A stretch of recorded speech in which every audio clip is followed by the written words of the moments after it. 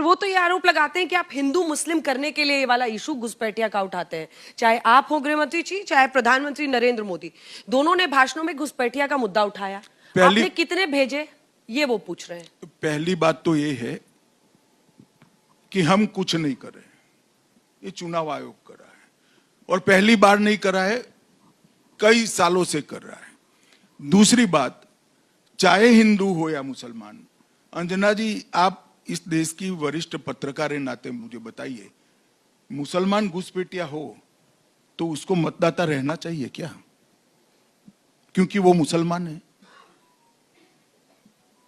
इतनी छोटी सी बात है। राहुल जी इसका जवाब दे दे कि हाँ भाई, मेरी पार्टी का नीति है कि मुस्लिम है, घुसपैठिया है, तो भी उसको वोट डालने दो।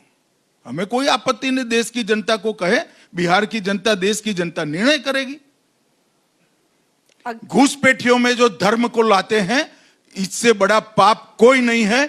वो हमारे लोकतंत्र का बड़ा नुकसान कर रहे हैं। घुसपैठियों का कोई धर्म नहीं होता है।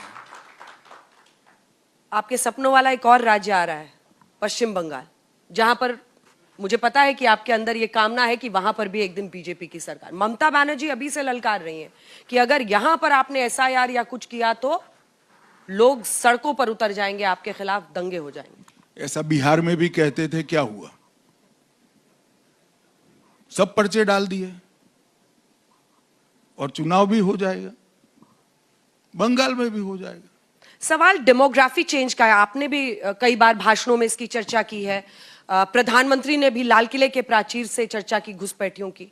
अब इसमें क्या तरीका है, आप इसको कैसे आगे ले जाने की सोच रहे हैं? इसमें क्या आपका बड़ा, कैसे सख्त कार्रवाई करेंगे कि भाई नहीं, ये इतने घुसपैठिए, अब तो हम इनको, अवैध घुसपैठियों को बाहर भेजेंगे? देखिए, हमने बहुत स्पष्टता से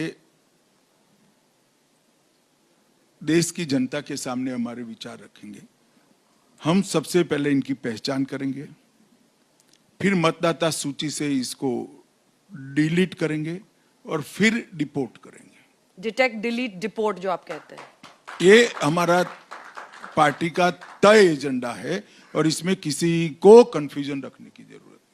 बांग्लादेश वापस भेजेंगे उनको? कहां भेजेंगे, कैसे भेजेंगे, आप देखते रहना, ढूंढते भी रहना। अगला मुद्दा जो मगर हम जी उनकी पहचान भी करेंगे, उनको डिलीट भी करेंगे और इनको डिपोर्ट भी करेंगे। अगला